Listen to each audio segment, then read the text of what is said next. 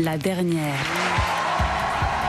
Bonsoir Radio Nova, bonsoir à toutes et à tous.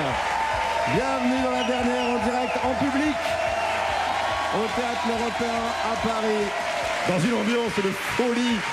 Nous sommes le dimanche 13 avril 2025 et si vous nous écoutez dans un avenir lointain, sachez que nous vivons à une époque où Jérôme Cahuzac a donné des leçons de morale sur la gestion de l'argent public à Marine Le Pen. C'est comme si votre moniteur d'auto-école s'appelle Pierre Palmade, vous voyez, un petit peu le niveau. Ou votre addictologue s'appelle Jean Lassalle. D'ailleurs, on vit à une époque où Jean Lassalle monte sur scène avec un spectacle, vraie information, vous l'avez vu, spectacle qui va s'appeler Jean dans la salle. Tout est vrai là-dedans. Donc il rejoint évidemment Éric Dupond-Moretti, vraie info, un spectacle voilà, qui s'appelle J'ai dit oui. Voilà. Et bientôt François Bayrou en duo avec le cardinal Barbarin dans le spectacle jeune public Betaram Stramgram. Je sais pas la source, mais bon, on serait pas surpris. Mais on vit surtout à une époque où tout n'est pas perdu, tout espoir n'est pas perdu, puisque c'est aussi l'époque où vit Juliette Arnaud. Et bonjour. Ah bah oui. Et ça quand même, je dirais, ça fait plaisir. À moi, pas où. Bah, à nous, oui. Est-ce que ça va, Juju? Ouais. Est-ce que tu as passé une bonne semaine? Oui. Qu'est-ce qui s'est passé? Est-ce qu'il y a eu des trucs incroyables à nous raconter, des anecdotes? J'ai rêvé que Pierre-Emmanuel dansait. Donc, c'est assez... De son propre chef. Rêve ou cauchemar? Les deux. D'accord. Eh ben, ça m'angoisse un petit peu. Pour me désangoisser, je me rappelle qu'on vit à une époque où il existe également Aymeric Lompré.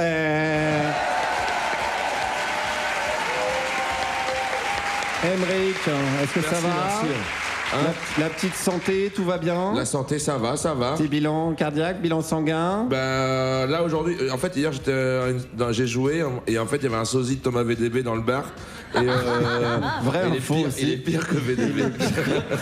Ok, très bien, bah, bonne émission quand même. Bon Ouais, courage. je vais essayer de tenir. Ouais, puisqu'à côté de toi se tient Pierre-Emmanuel Magic Barré. Bonsoir. On peut applaudir bien fort. Bonsoir à tous. Pierre-Emmanuel, pareil, bonne semaine. Super semaine. Très bonne semaine, j'étais en Bretagne. Oui. Toi, j'ai joué en Bretagne, j'ai vu ma maman.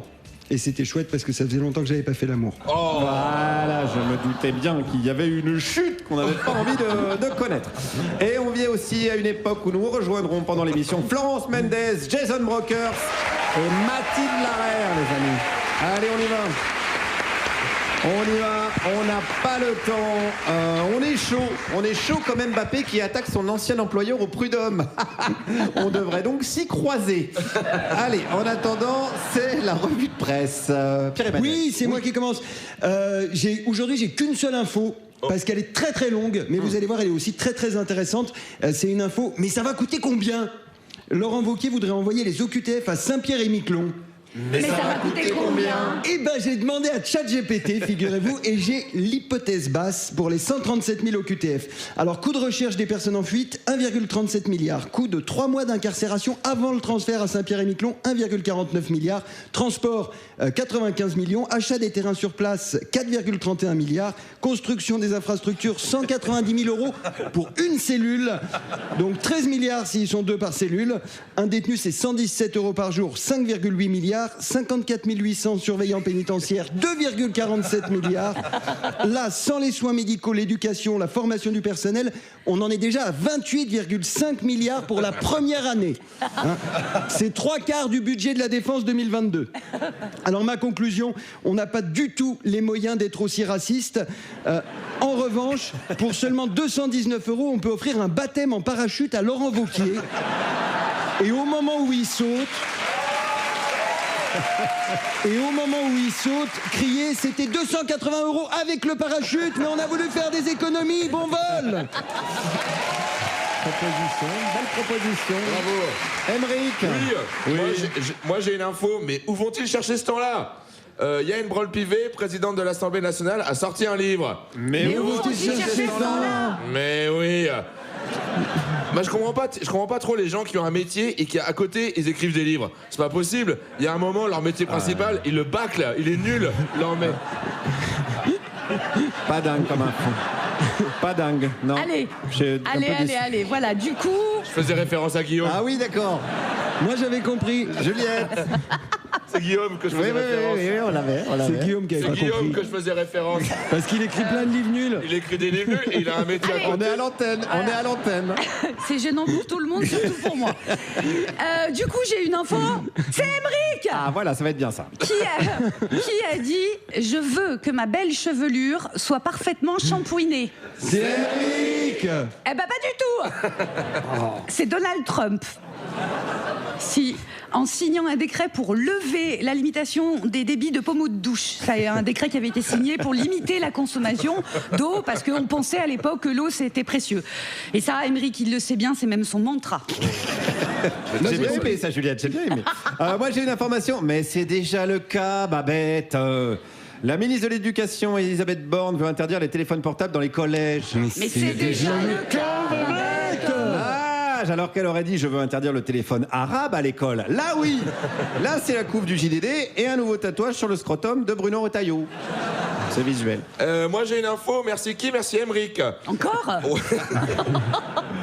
La semaine dernière, je portais un t-shirt Frigino, un militant Antifa. Et ben il a été libéré. Merci Guy, merci Émeric. Ouais, du coup la semaine prochaine, j'aurai un t-shirt Free Palestine, semaine d'après Free Britney et je terminerai bien entendu par Freebox. Voilà. Parce que toujours terminer l'info par une bonne blague. Excellent, excellent. J'ai une info, c'est Rachida Dati qui a oublié de déclarer 420 000 € de bijoux dans sa déclaration à la Haute Autorité pour la transparence de la vie publique. C'est Rachida Dati. Oui, qui est toujours mis en examen dans l'affaire Carlos Ghosn pour corruption passive et recel d'abus de pouvoir. C'est Rachida. Attention, j'ai une info, c'est Emmanuel Macron qui a dit je veux moraliser la vie politique. C'est Emmanuel Macron. Attention, j'ai une info, c'est Emmanuel Macron et Rachida Dati qui se foutent de notre gueule. C'est Emmanuel Macron et Rachida Dati. Fort en quiz, c'est incroyable. Et pour finir, j'ai une info, quelle belle réussite, l'exception culturelle française. Le nouvel album de Patrick Sébastien a fait plus de 20 millions de vues. Quelle belle réussite, l'exception culturelle française. Et dans cet album, on explore la question existentielle avec est-ce que tu l'as vu, mon cul? Et on flirte avec l'idéalisme transcendantal avec le titre La quéquette à Raoul, qui, je tiens à le préciser, quand on lui souffle dedans, eh ben, figurez-vous que ça fait tourner les petites boules, ça fait tourner les petites boules. Fin de citation, fin de civilisation également. En parlant, oui, on peut applaudir Juliette Arnaud et Patrick Sébastien. Je sais pas, voilà, applaudissez qui vous voulez. En parlant de fin de civilisation, c'est le moment de retrouver Émeric Lomprey, puisque ce sont les importantes, puisqu'on appelle ça, c'est les informations Importante. les importantes, Les impeccables, importantes, que voilà. tout le monde attend. Bien Je sais entendu. Merci Guillaume de me faire confiance. pas. Oh, j'ai pas vraiment dit ça, mais vas-y, oui, quand même. Alors là, si tu me coupes, ça Oui, va être très pardon, long. pardon. Je recommence. Merci Guillaume de me faire confiance. Cette confiance que rares sont les gens qui me l'ont confiée. Ouais. Si Juliette rigole, je recommence. Ah, oui, non, mais essayez d'être concentré. Merci Guillaume de me Ouais. faire confiance. Cette confiance que rares sont les gens qui me l'ont confiée. Comme mes profs, mon moniteur d'auto-école ou mes élèves de Via Ferrata.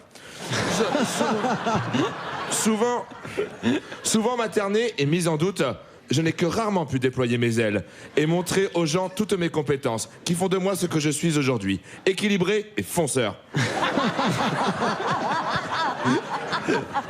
Après avoir essuyé...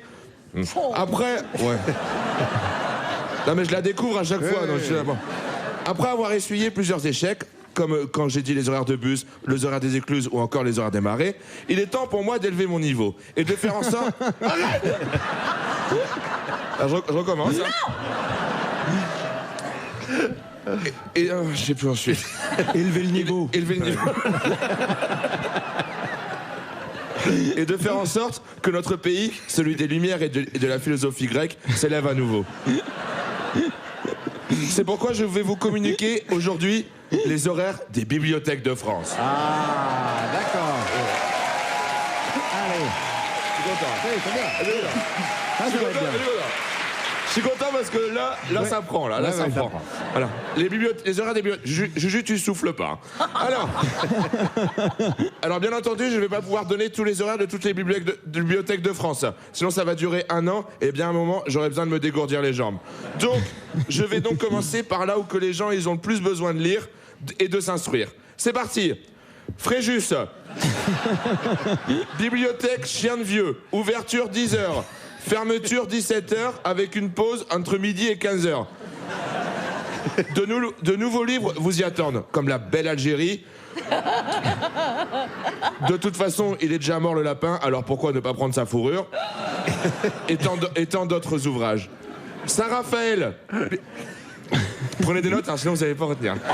Saint-Raphaël, bibliothèque cheveux violets. Pareil pour les horaires, attention peinture fraîche. Cannes, bibliothèque Eva Brand. Ouverture. Ouais, ça fait rire Guillaume, forcément. Alors, non. J'ai la ref. Hein, Ouverte que l'après-midi. Attention, le livre de Bardella n'est plus disponible à la commande.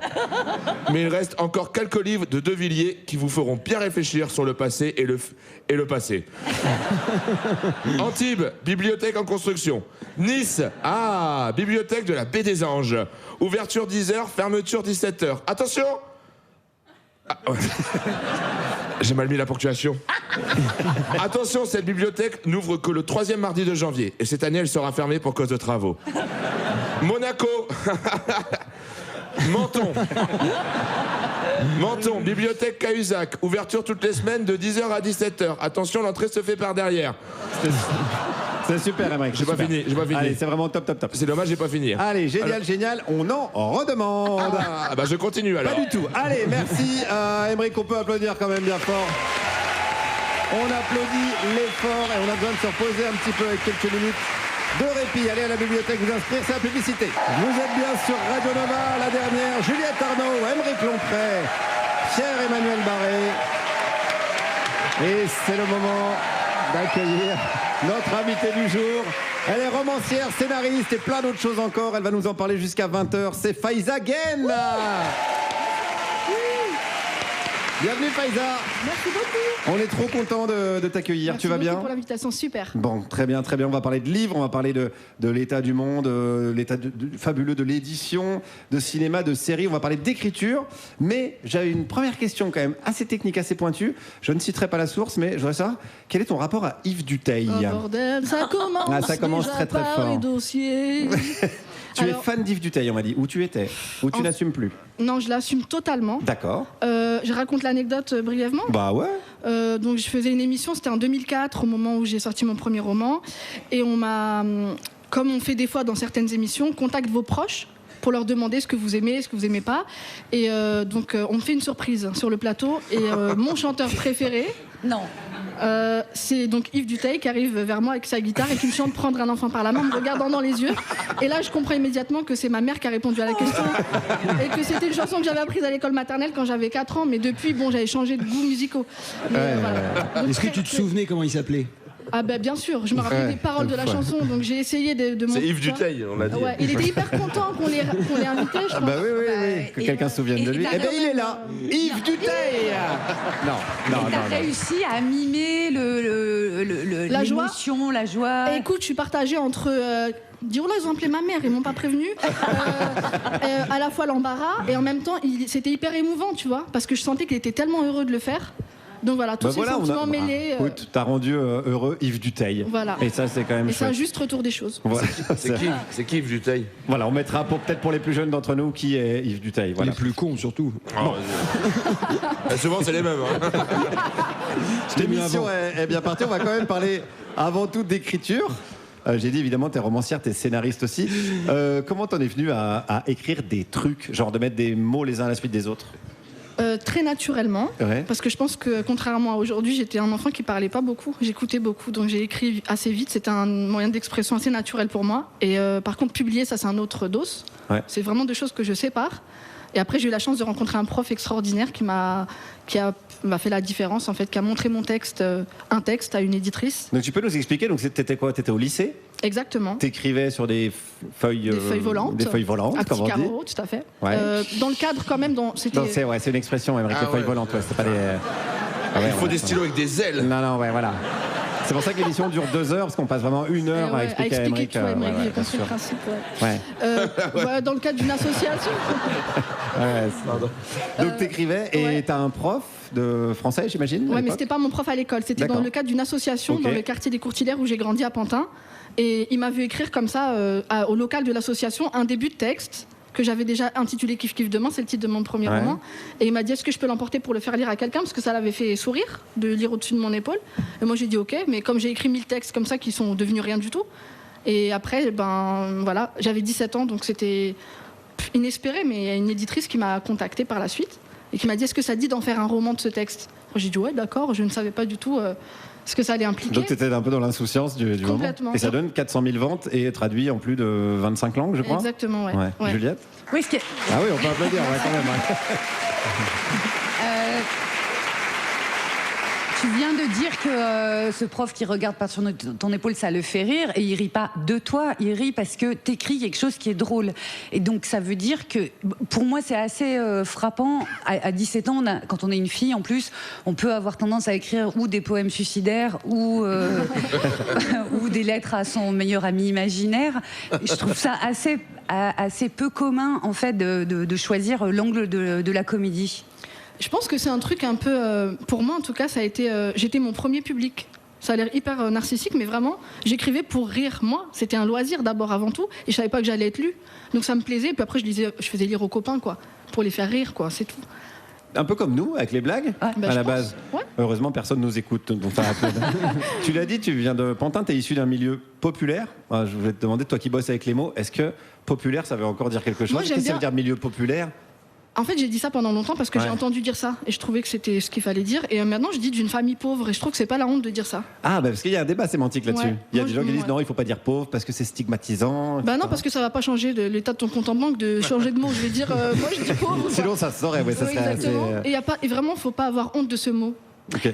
Et est-ce que tu penses que si tu avais bossé dans un autre milieu que le monde de l'édition et des livres, on t'aurait autant parlé de ton milieu populaire ou de ta famille pauvre? Je ne pense pas. D'ailleurs, ça m'est arrivé de bosser dans d'autres milieux avant, parce que j'ai commencé à travailler plutôt jeune. Des petits boulots, quoi. Et on ne parlait jamais de ça, parce que j'étais là où il fallait que je sois par rapport à d'où je viens. Ouais. Il n'y avait pas de décalage, donc évidemment, on n'en parlait pas. Mais après, ouais. Et quand tu es arrivé dans ce milieu de l'édition, qui est un peu élitiste, on va dire, est-ce qu'il y a eu de la condescendance ou est-ce que tu as rapidement fait des ventes et on t'a respecté en tant que nana qui fait de la moula? Ouais, non. Moi, j'ai souvent dit que je suis un peu comme Los Lobos, les mecs qui ont fait la Macarena.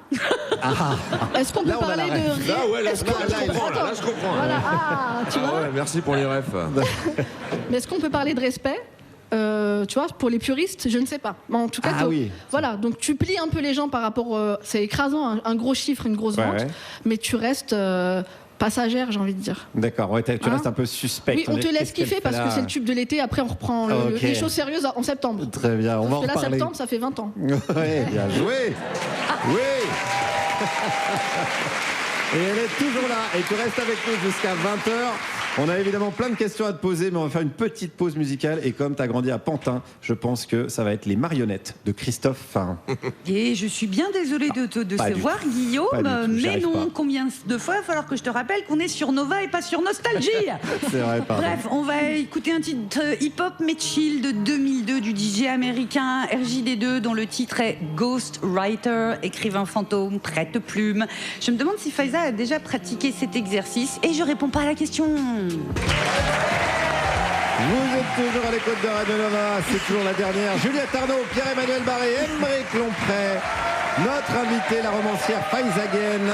Et nous a rejoint Florence Mendes pour une chronique dans quelques minutes, bien évidemment. Mais avant cela, Pierre-Emmanuel, c'est l'heure des fausses questions, des faux auditeurs, et c'est l'heure de déverser ton fiel sur l'un d'entre nous. Non, pas du tout, Guillaume. Ah Pardonnez-moi, mais soit vous n'êtes pas attentif, soit vous êtes complètement demeuré. Qu'est-ce que je tiens dans ma main? Un stylo? C'est bien ce que je pensais, vous êtes attentif. Depuis la semaine dernière, j'ai changé de méthode avec Émeric, je suis passé au renforcement positif. Je flatte ses qualités pour l'encourager à les développer et cette semaine, on va en découvrir une nouvelle jingle. Émeric, et il a plein de qualités, comme par exemple l'empathie. Emmerich, il est tellement empathique, quand il voit des enfants qui meurent de faim à la télé, il ressent leur faim. Alors il éteint la télé et il va manger. Emmerich, il est tellement empathique, il rate ses blagues exprès pour que celle de Guillaume ait l'air passable. Emmerich, il est tellement empathique, il comprend ce que ressentent les animaux. Un jour, il visitait une ferme, il a vu qu'une poule avait mal, alors il a sorti son zizi de la poule. Allez, la semaine prochaine, on découvrira une nouvelle qualité d'Emmerich. Passons, si vous le voulez bien, aux questions des auditeurs. Et cette semaine, Les gens ont du mal Célia. à passer à autre chose là. Ouais, Célia qui nous écrit de Saint-Roustan.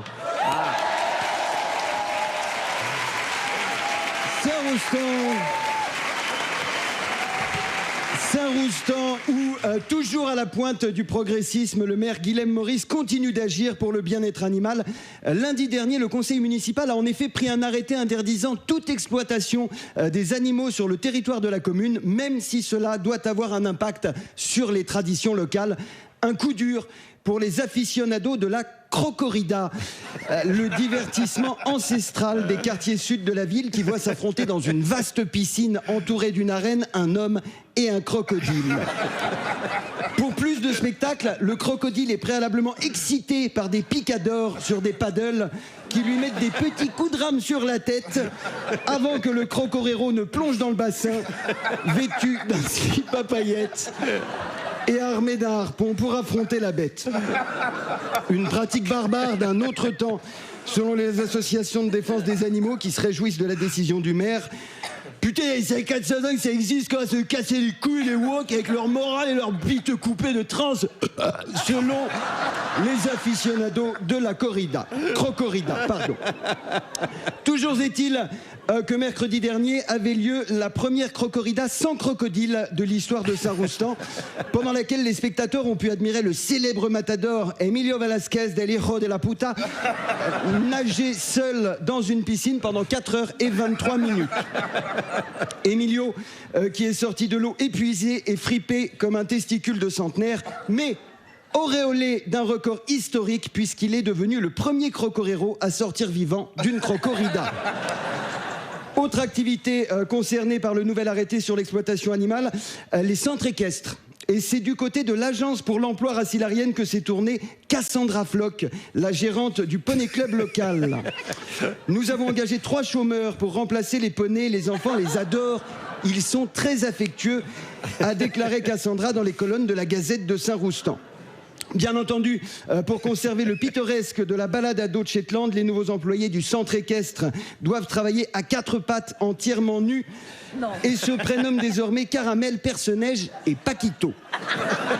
Ils ont également l'obligation contractuelle de déféquer au moins une fois par sortie, afin que les enfants puissent, comme au bon vieux temps, glousser et crier « Regarde, Caramel, il a fait caca !» Malheureusement, les révolutions ne peuvent se faire sans victimes. Et si la courageuse mesure de Guilhem Maurice a fait des heureux, elle a également connu quelques ratés suite au décès tragique de Joseph Péclin, tombé dans le précipice bordant le sentier de randonnée du plateau de Beauce, de Pétronie de Mimol, noyé dans la Roustinière, et du célèbre architecte local Maximilien Blaché, percuté par un bus électrique. Le conseil municipal a voté à l'unanimité un amendement réautorisant les chiens guides d'aveugles. Mais revenons à Célia, qui nous dit « Bonjour, je suis la directrice du parc animalier de Saint-Roustan. Je tenais à alerter les racilariens que suite à l'application des nouvelles mesures, nous avons dû libérer tous les animaux. Il y a actuellement 4 lions, 3 ours, un couple de guépards et 7 crocodiles qui sillonnent les rues du village. Une victime est déjà à déplorer, le légendaire crocorero Emilio Velasquez del Hijo de la Puta, qui a été déchiqueté par l'un des évadés alors qu'il quittait les arènes après sa triomphale crocorida. » Merci Célia, quelle bonne nouvelle! Tout est bien qui finit bien. Je reviens la semaine prochaine. D'ici là, si vous avez des questions, posez-les à vos proches. Et si vous n'avez pas de proches, posez-vous des questions. Merci beaucoup. Merci Pierre-Emmanuel Barré pour ces nouvelles de Saint-Roustan. Merci Guillaume. Ah oui, non, il n'y a pas de lien avec le maire de aucun Saint-Roustan. On Ah, est si, toujours. si, je pense, ouais. Non, je ne pense pas. On est toujours avec Faiz Hagen, qui n'a encore pas dédicacé à la bibliothèque de Saint-Roustan, mais ça ne saurait tarder. On parlait du milieu de la littérature et comment tu y as été accueilli. Il y a aussi le livre, l'objet livre, qui est hyper sacré, voire sacralisé en France. Est-ce que toi, tu avais déjà ça, gamine? Bah, je sais pas, on a quand même le Coran, donc en termes de livre sacré, je pense qu'on gagne quand même le C'est vrai match. que je pensais pas à celui-là. Moi, j'avais oui et la géopolitique. Bon, j'avais des parents de gauche. Mais comment C'est de qui le Coran, je crois. On rentre dans la polémique tout de suite. Non, non. Pascal Pro nous écoute. On l'embrasse. Non, mais sur l'objet, tu vois, l'objet livre, est-ce que toi, tu avais ça, je sais pas, avec des livres, tu avais des livres fétiches quand tu étais petit? Non, en fait, je blague, mais c'est vrai, c'est le seul livre qu'il y avait à la maison, le Ah oui, Coran. c'est vrai, donc, l'air de rien, ça donnait un rapport au livre qui était du coup, c'était un objet sacré. Donc vraiment, et après, c'est resté. Donc, quand on avait des livres de l'école, par exemple, on faisait très attention parce que je regardais mes parents manipuler ce livre avec beaucoup de précautions. Et on en faisait autant avec nos livres de l'école et c'est resté jusqu'à présent. Et toi, quand tu as eu ton premier livre avec ton nom dessus, est-ce que ça t'a fait quelque chose ou tu t'es dit... Écoute, je le dis souvent, mais c'est pas mon nom dessus, c'est le nom de mon père dessus. Mon père, il a été mineur dans les années 50 quand il arrive en France et pour moi, c'était vraiment l'accomplissement en fait. Donc c'est pour ça qu'aussi j'ai vécu avec beaucoup de détachement toute cette condescendance dont tu parlais tout à l'heure, parce que j'avais l'impression d'avoir fait un truc juste pour mon père qui était déjà génial, de voir son nom là, c'était pour moi ça le succès. Donc tout ce qui est arrivé après, bon, voilà. Est-ce que tes éditeurs, au départ, ils t'ont expliqué qu'en prenant le ton dans ton premier livre, et d'ailleurs que tu as réutilisé après, le ton de la comédie, d'autorité, tu n'aurais pas le respect de ce qu'on appelle la littérature avec un grand L, que ça allait directement te sortir de cette case-là? Non, parce que je pense que personne ne s'attendait déjà à ce que ça marche autant. Donc, personne n'était préparé, même y compris mes éditeurs. Et donc, ils n'ont pas pu me briefer. Et en plus de ça, je veux dire, c'était déjà tellement énorme de vivre ça que je ne m'attendais pas à avoir le prix Goncourt, je ne vais pas te mentir. Et qu'est-ce que tu penses de la fonction de l'écrivain et de l'écrivaine dans la société? Est-ce que il y a une fonction politique ou est-ce que tu dédramatises tout ça en disant bon, on raconte juste des histoires et basta? Je suis partagée entre les deux en fait, parce que je trouve qu'il y a un cirque quand même en France autour de la figure de l'écrivain qui est quand même incroyable. Moi, franchement, jusqu'au moment où je suis devenue moi-même, je pensais qu'un écrivain c'était déjà un homme blanc, s'il est vivant, très vieux. Mais en général mort. En tout cas, le contact que j'ai eu avec les écrivains, c'était plutôt ça. Mais je pense qu'on aurait tout à gagner à démystifier cette figure. Oui, parce qu'elle est intimidante pour ceux qui voudraient se lancer. Complètement. Ouais. Et quand tu as débarqué justement encore une fois dans ce milieu-là, on a voulu faire de toi rapidement une porte-parole. Ouais. On parlait de toi comme c'était la Sagan des banlieues. La Sagan des cités. La Sagan des cités. Un nom en particulier, j'étais contente. L'aristocratie. Comment t'as vécu ça, toi? Est-ce que tu t'es dit c'est abusé ou tu... Ouais, c'était. Mais franchement, on vit vraiment une autre époque. Parfois, c'est bien de se souvenir. Moi, je me rappelle d'un truc où je suis passée au JT, donc on présentait. Moi, j'étais un phénomène social. C'était pas le côté littéraire, c'était complètement absent. Et on me suivait dans ma cité avec mes copains de ma banlieue, avec un commentaire de cet extrait du JT qui disait la jeune beurette retourne dans son quartier avec cette voix. Et c'était ok, genre. C'était un safari en fait. Exactement, j'étais un fixeur à Bagdad en fait. Tu vois. Pour préparer l'émission, j'ai revu un extrait de ta participation dans une émission de Thierry Ardisson, Tout le monde en parle, qui était le grand tube du début des années 2000. Terrible. C'est monstrueux. Mais regardez-le, allez le chercher sur YouTube. Non, pas maintenant. Et je l'ai senti venir, mais d'une force. Je conseille à tout le monde, ça dure 7 minutes. Tu te prends tout dans la gueule et tu gardes le sourire, mais en termes de sexisme et de racisme. Ah ouais. Tout ça avec le sourire, et de toi, c'est aberrant. Moi, obligée, je peux pas me manifester comme dans la vie normale, parce que je me dis, en fait, là, je passe à la télé, ma mère va peut-être me voir, je peux pas me les... Et Yves Duteil. Oh non. Entre Yves Duteil et Thierry Ardisson, le choix est vite fait. Moi, je préfère... Mais du coup, tu te sentais investi malgré toi d'un rôle de... Et ouais, mais je devais mis sur le dos. Tu sais, quand t'es comme délégué de ta classe, c'est ça. Tu dois défendre les mecs du fond et tu dois bien te tenir au conseil de classe. Donc c'était ça pour moi. Vraiment, il fallait que je fasse attention, je pouvais pas les traiter. Mais tu penses bien que dans la vie réelle, ça serait pas passé comme ça. J'espère bien. Et le monde de l'édition, en règle générale, c'est un monde assez déjà concurrentiel au niveau des auteurs, des écrivains. Il y a beaucoup de livres qui sortent, mais c'est aussi un monde très politique. On parle beaucoup en ce moment de Bolloré, qui rachète et qui revend, voilà, au gré de ses envies et de ses ambitions, tel ou tel groupe, parce que maintenant ça marche même plus par maison d'édition, ça marche par groupe. Ouais. Est-ce que toi, tu arrives à t'en sortir en naviguant? Alors, tu étais chez Fayard, donc qui a été racheté par Bolloré. Est-ce que tu arrives à quand même t'exprimer dans ce groupe-là, ou alors tu penses qu'il faut mieux s'exprimer de l'extérieur? J'ai tellement toujours été nulle au Monopoly. Donc là, on est un peu là-dedans. Écoute, moi, je pense que c'est très dur de trouver des espaces d'expression libres aujourd'hui, que dans l'édition. En même temps, on le voit venir depuis 20 ans, c'est un peu... ouais, mais je tiens quand même à dire que je trouve que Fayard, c'est exceptionnel, leur soutien à leurs auteurs, qui sont toujours vraiment vachement derrière. Quand on voit la campagne pour le livre de Jordan Bardella, c'est vraiment... vraiment, il faudrait vraiment saluer cette... C'est du zèle quasiment. Attends, le rapport entre l'éditeur et l'auteur, là, il est vraiment touchant, quoi. C'est incestueux, ouais. Et tu vois ce que je veux dire? Donc là, un auteur est vraiment... La contribution à la littérature française de Fayard aujourd'hui, je voudrais les saluer, c'est très important. Allez, on les salue malgré tout. Merci Faiza. Il est 18h38 sur Radio Nova et il est temps de retrouver une étrangère qui n'est pas encore sous OQTF, mais ça ne saurait tarder. C'est la Belge Florence Mendez.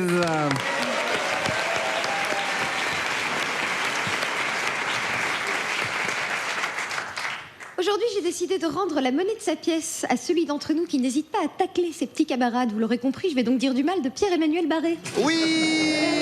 Alors, il y a des chroniques plus difficiles à écrire que d'autres, hein. C'était pas le cas de celle-ci. Voilà.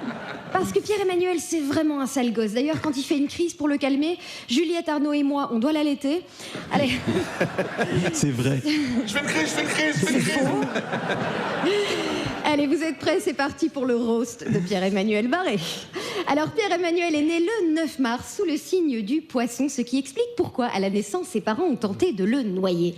Alors, pendant la grossesse, à l'échographie, on a d'abord cru à une tumeur, mais c'était bien un bébé. La mère de Pierre-Emmanuel a demandé « Ah, vous êtes sûr, c'est pas plutôt une tumeur ?» Il a grandi à Quimperlé, dans le Finistère. Ça saute pas aux yeux qu'il est breton, sauf quand il est tout nu. Là, on a l'impression qu'il vient de se baigner dans une eau à 5 degrés. Puisqu'on parle de son pénis, Pierre-Emmanuel aime raconter qu'il a couché avec la mère de Guillaume Meurice. Alors je l'ai appelé pour confirmer. C'est vrai, elle m'a d'ailleurs affirmé que c'était les meilleures 2 minutes 30 de sa vie. Quand j'ai demandé à Guillaume de valider cette blague, il m'a dit « Bah quoi, 2 minutes 30, c'est beaucoup, non ?» Je rigole, personne ne valide nos blagues, ça explique les chroniques d'Emeric. Bon, alors... J'en étais sûr. J'en étais sûr.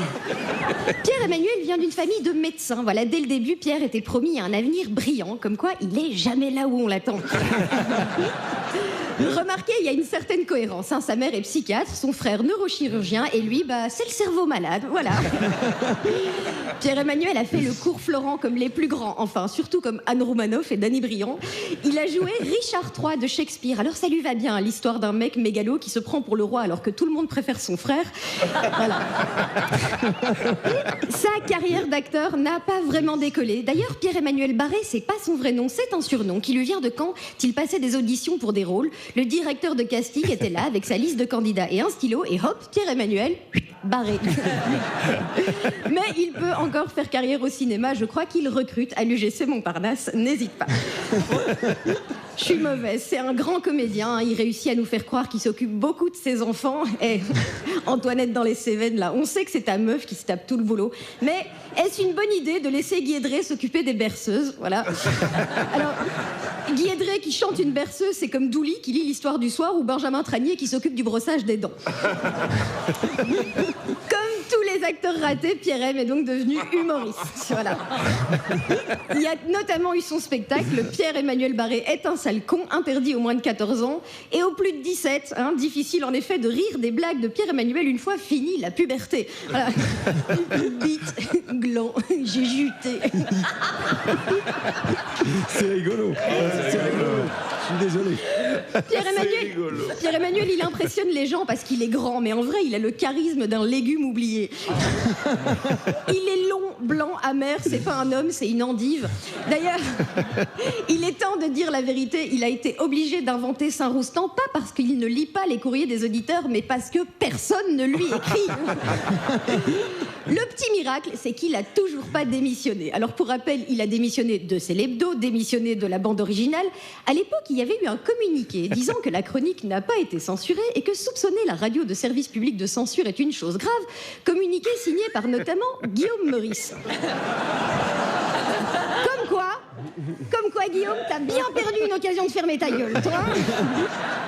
Donc voilà, alors il dit constamment du mal d'Aymeric Lomprey, mais qu'est-ce qu'il a de plus finalement, Pierre-Emmanuel Barré? Alors oui, il est propre, enfin voilà. Dexter aussi, il est propre. Hein. Pardon, on me signale qu'on vient de recevoir un courrier d'auditeur. Ah, c'est Christiane qui nous écrit de Saint-Roustan. Elle dit « Lâche-nous avec tes chroniques de merde, Pierre-Emmanuel Barré. » Merci Florence. Florence Mendes. On peut retrouver en spectacle. Tout est vrai. Tout est vrai, tout est vrai, tout est sourcé, tout est documenté. Allez voir Florence en spectacle. Je me lave, arrêtez avec ça. Tous les mardis au Métropole à Paris, le je vais à la 30 mai à Toulon et Je son m'en fous roman de ta promo. Accident de personne. Merci beaucoup Accident de Florence. personne qui a quand même été adoubé par Amélie Nothomb. Voilà, par contre. C'est vrai. Et pas adoubé par Raphaël Enthoven. Donc c'est un gage de qualité. Bravo, allez lire Accident de personne. On va continuer à parler notamment avec Faiza Again, notre invitée romancière, qui est avec nous, qui a écrit notamment Du rêve pour les oufs. C'est un peu ce qui suit, puisque c'est la publicité.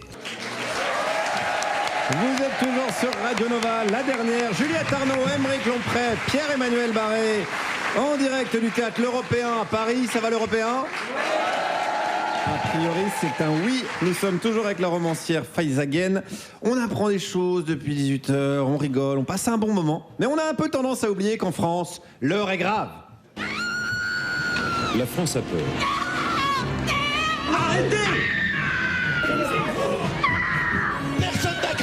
L'heure est grave puisque Donald Trump a décidé de taxer, puis de détaxer, puis de taxer à nouveau, puis de... Le mec fait une crise d'épilepsie avec le monde entier.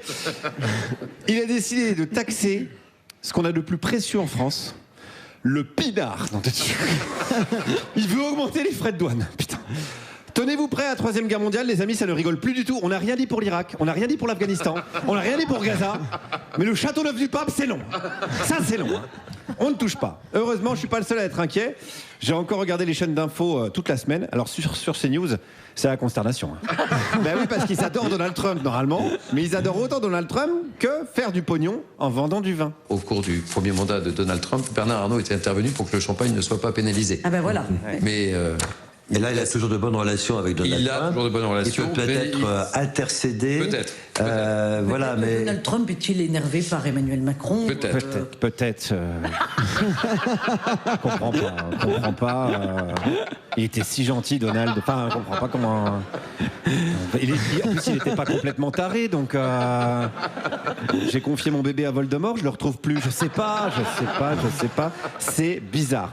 Alors, je tiens à rappeler, c'est une chronique sur le vin, donc je tiens à rappeler que c'est à consommer avec modération, parce que le vin provoque des cancers. Mais attention, pas pour tout le monde, selon CNews. Écoutez, là, on a sorti récemment une histoire comme quoi le vin, dès le premier verre, serait cancérigène, notamment pour le cancer du sein. Ça n'est vrai que pour les femmes américaines. Pour les femmes européennes et les femmes asiatiques, ça ne marche pas. En fait, probablement, c'est différent. Voilà, c'est le cancer du sein, parce que le cancer du sein, il regarde le passeport. Et des fois, oui, des fois, non. Voilà, le cancer, il est pas con, il va pas s'attaquer au marché français. Le cancer est-il plus ou moins con que Donald Trump ? Voilà une vraie question. Voilà l'état du débat, en tout cas en France. Alors, c'est le niveau sur CNews, mais sur RMC, c'est encore autre chose. On débat de quoi ? Du droit de faire boire de l'alcool à des enfants. Je te parle pas de dire, alors gamin, viens t'enquiller une bouteille de whisky avec moi. Je te parle de faire goûter et d'apprendre aux jeunes que c'est un élément de notre gastronomie, qu'on prend un petit verre de vin avec ce qu'on mange, etc. Le vin, c'est aussi un élément de tradition qu'on doit transmettre. Et puis de lien familial aussi, il faut le rappeler. Comment ils feront les mômes pour discuter avec leur papy bourré s'ils connaissent pas la langue? Ouais, comment ils pourront apprendre à chasser s'ils n'ont pas été élevés dans l'amour du Côte-du-Rhône? C'est une tradition. C'est poser les bonnes questions aussi, voilà. Et il y en a d'autres, Pardon, mais est-ce que boire du coca, c'est meilleur pour la santé que de boire du vin rouge? Mais on tape. Mais moi, je suis d'accord. Je pense que le vin rouge, c'est meilleur que le coca. Exactement. On est français, on n'est pas américain. On est en train de dire aux Français, vous pouvez plus rien faire. C'est ça qu'on dit aux Français, nom de Dieu. On ne peut plus rien faire. C'est l'étape d'au-dessus du on ne peut plus rien dire.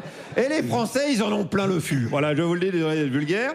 Les Français, ils veulent du vin qu'on peut vendre, qu'on peut boire, qu'on peut récolter. Les vendanges, formidable, les vendanges.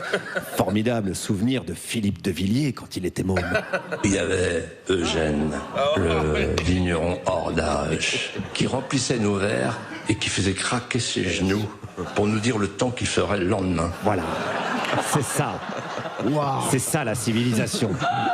C'est Eugène qui faisait picoler les gosses en imitant Evelyne Delia avec ses rotules. Ça c'est la France. Ça c'est la France. Et c'est ça qui fait notre fierté à l'international. Alors c'est aussi ça qui fait 40 000 morts en France par an. Et ça sur RMC ça questionne quoi. Mais et alors il y a énormément de choses qui font mourir. Il y a beaucoup de choses qui font mourir pour la santé. On peut taxer les McDo, on peut taxer les petits lus aussi. On peut taxer les mon chéri, on peut tout taxer. On peut taxer ta danse de Noël. Mais vous êtes tous des socialos, tous des communistes. On peut tout taxer. Dès qu'il y a un problème arrivé en France. Oui, alors là c'est la première fois qu'on me dit ça, je sais pas comment le prendre. Oh là là, ouais, là. Daniel Riolo qui se fait traiter de communiste, il ne sait pas comment faire. Hein. C'est comme traiter Virginie Despentes de mascu. Non, vraiment, le monde est fou. C'est comme des nationalistes français qui vénèrent un nationaliste américain et qui s'étonnent que le mec fasse des trucs de nationalistes, hein, également. Le monde est fou, le monde est sous. À bas la langue de bois. Vive la gueule de bois, les amis. Merci beaucoup, Guillaume. Oh, écoutez.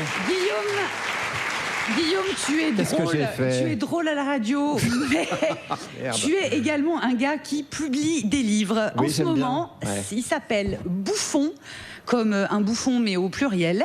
Sous-titre: L'humour est-il un sport de combat? Tu l'as écrit avec Swan Périssé aux éditions du Faubourg. Les droits d'auteur de ce petit livre seront reversés à Clowns sans frontières. Je vous propose donc tous de fabriquer des droits d'auteur. Faiz Again est toujours avec nous, il est 18h53. Oui, c'est vrai. Ah, tu veux carrément que je reprenne après cette séance de publicité? C'est exactement pour ça que j'ai dit regarde que tant que Aymeric ne lira pas un de mes livres, je continuerai à en écrire. Non, mais c'est pas possible. Mais t'as encore écrit un autre bouquin. Mais voilà, c'est pas possible. Je m'étonnais qu'Aymeric n'ait pas encore répondu. Faiza, on va parler. Mais c'est vrai que ma table en plus, il faut que je la. On a parlé de ton métier de romancière. Je voudrais qu'on parle un peu de ton métier de scénariste, parce que là, c'est encore d'autres enjeux, d'autres problématiques. Donc déjà, tu as coécrit la série Oussekine, que je conseille à tout le monde. Ouais. Tu l'as coécrit, donc tu as un travail à plusieurs. Alors que d'habitude, ton travail de romancière, il est plutôt solitaire. Ouais. Comment tu as découvert ce nouveau plaisir? Série réalisée par notre ami Antoine Chevrolier. Merci beaucoup d'en parler. C'est en fait vraiment pour moi la récréation.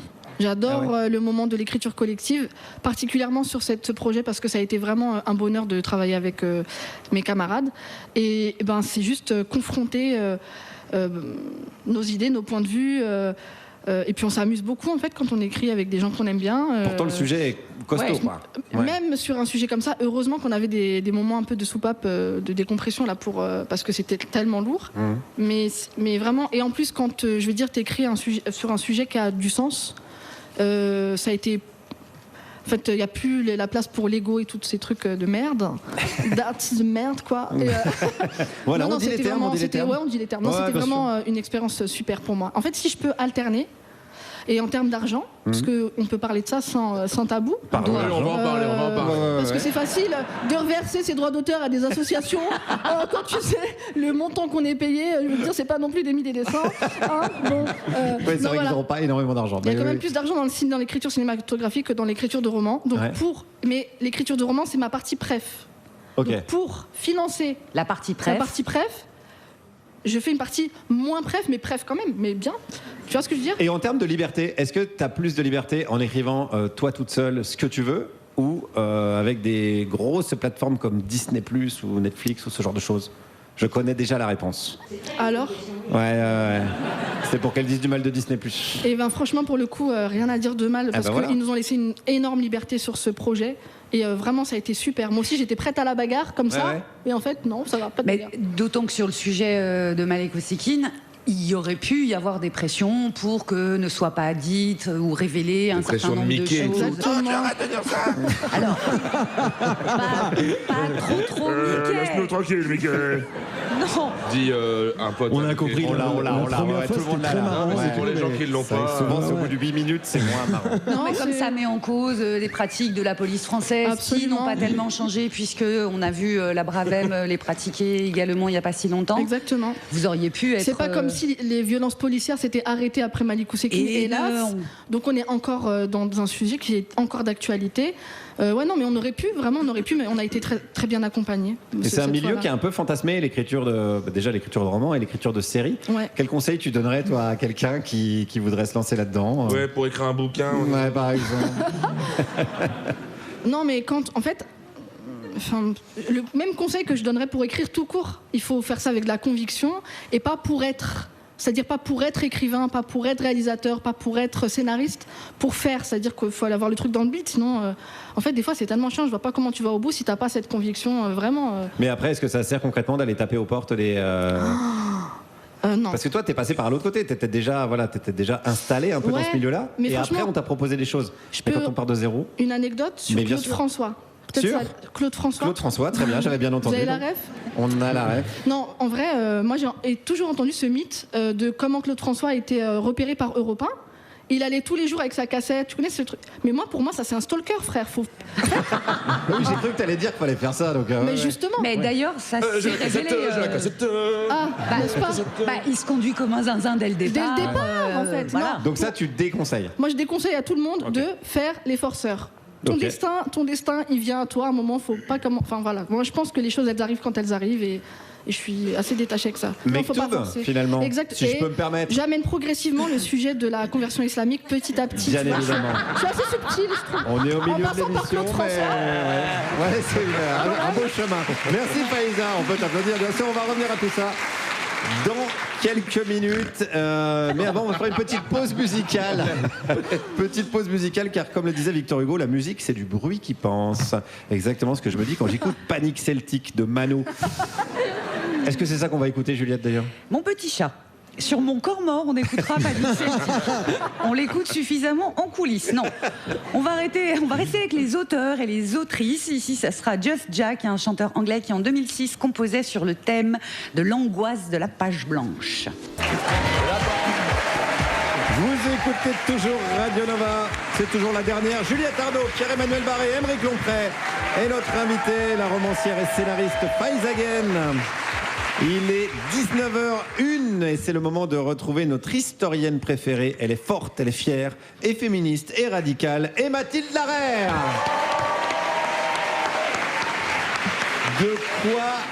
De quoi tu vas nous parler, Mathilde ?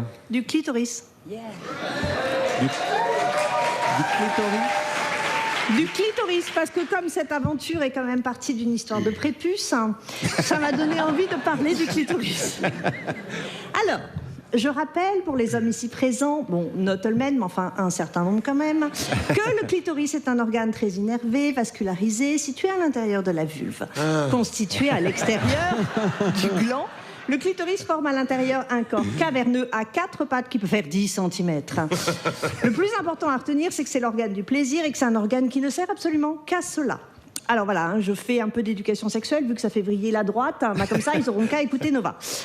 Donc, le clitoris, ça fait longtemps qu'on le connaît. Sylvie Chaperon a montré dans son ouvrage que les médecins de l'Antiquité le connaissaient très bien, ils l'ont nommé d'ailleurs. Les médecins arabes aussi, et à partir du XVIe siècle, les médecins européens qui dissèquent et découvrent le clitoris. Alors pourquoi les médecins s'en occupaient ? C'est parce qu'ils étaient persuadés à l'époque que le clitoris jouait un rôle dans la fécondation. Et ils pensaient que le plaisir, la lubrification, c'est-à-dire la cyprine, hein, je dis ça pour les mecs, favorisait la fécondation. Et comme les seuls rapports sexuels acceptés par l'Église, c'était les rapports procréatifs, hein, on encourageait au Moyen-Âge, à l'époque moderne, la stimulation du clitoris pendant le coït pour favoriser les naissances, réarmement démographique.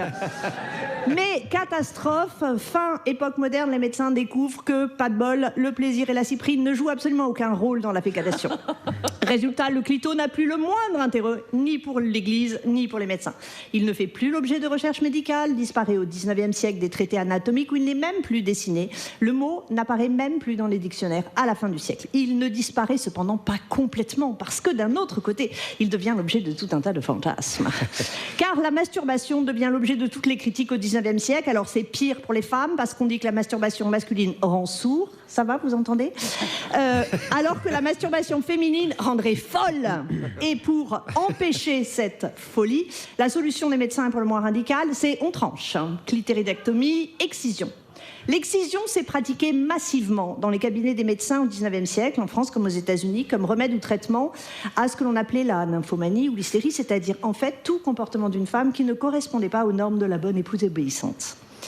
Freud rajoutant une couche, puisqu'il pense que l'orgasme dit clitoridien est infantile. Il faut bien comprendre que c'est des milliers et des milliers de femmes qui ont été excisées en Europe du 19e siècle jusqu'aux années 1960. Bon, dans le même temps, mais les médecins n'en sont pas un paradoxe près, on prescrivait la stimulation clitoridienne comme remède en cas de dépression. Alors au début, c'est les praticiens qui s'en chargeaient avec leurs petites mains. Voilà. Jean-Claude Picard établit que pour certains médecins, c'était le tiers de leur chiffre d'affaires.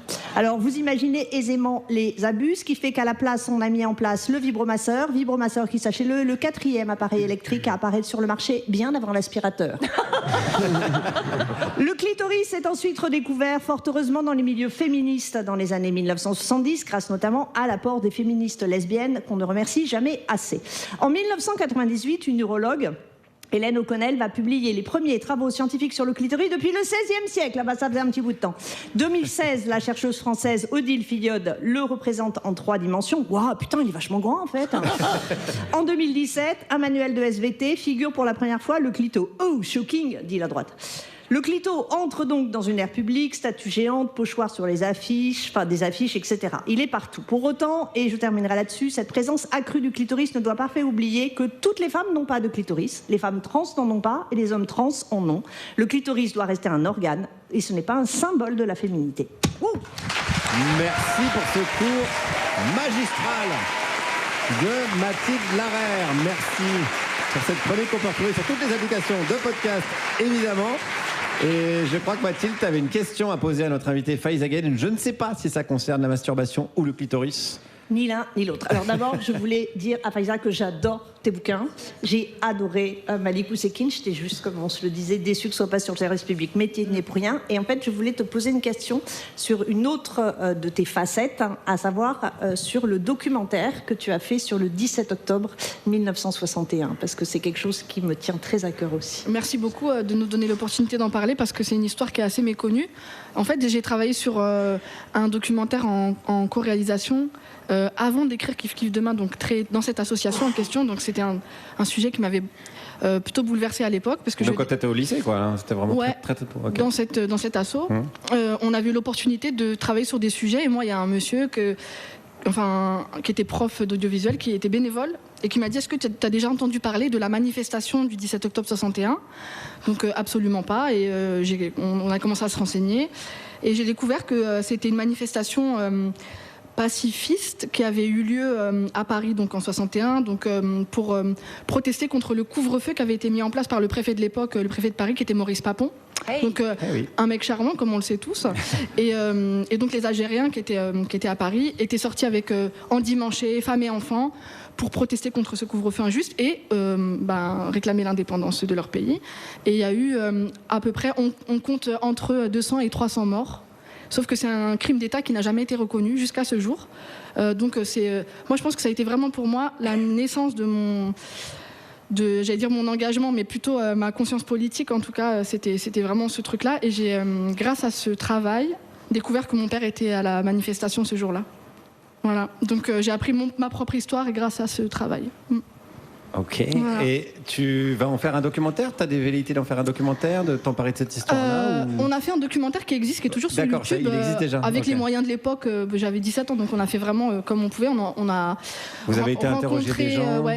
Plutôt du côté français, c'était plus simple. Un photographe de l'UMAC avait pris en photo les corps dans la rue. boulevard des Italiens, qui avait assisté en fait à des policiers qui avaient tiré sur des corps des manifestants. On a rencontré une femme qui était infirmière au bidonville de Nanterre et qui a recensé tous les blessés, etc.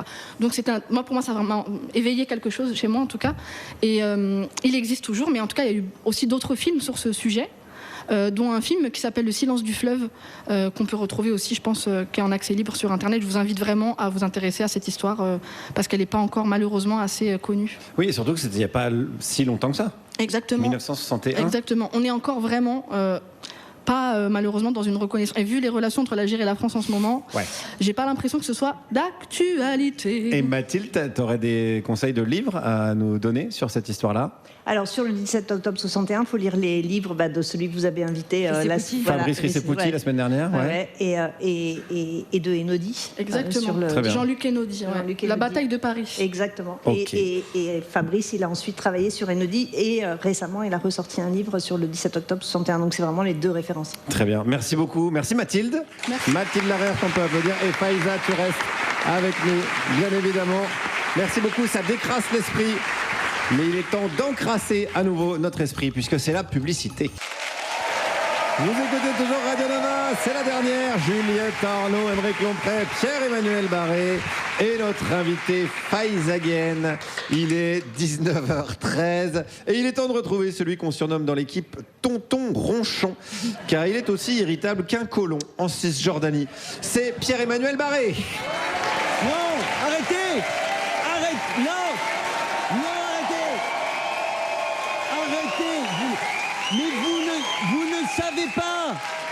Vous ne savez... Si ça se trouve, je vais dire que je suis d'accord avec Emmanuel Macron. Vous auriez l'air bien sot.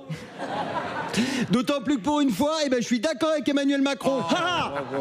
Vous avez l'air bien sot. Macron, il a dit que la France était prête à reconnaître l'État palestinien. Il était en Égypte, il a rencontré des réfugiés de Gaza, ça l'a tout chamboulé, Bichette. Il était là, mais c'est horrible. Mais c'est horrible ce qui se passe, mais Free Gaza. On a laissé une Palestine, mais réveillez-vous. Mais ils n'ont plus rien, ils n'ont plus de maison, plus d'hôpitaux, plus de jambes. Mais où c'est qu'ils vont mettre leur Weston sur leurs mains? Mais quel génie. On a vraiment de la chance d'avoir un président aussi vif. Il a parfaitement compris la situation seulement 2 ans après le début de la situation.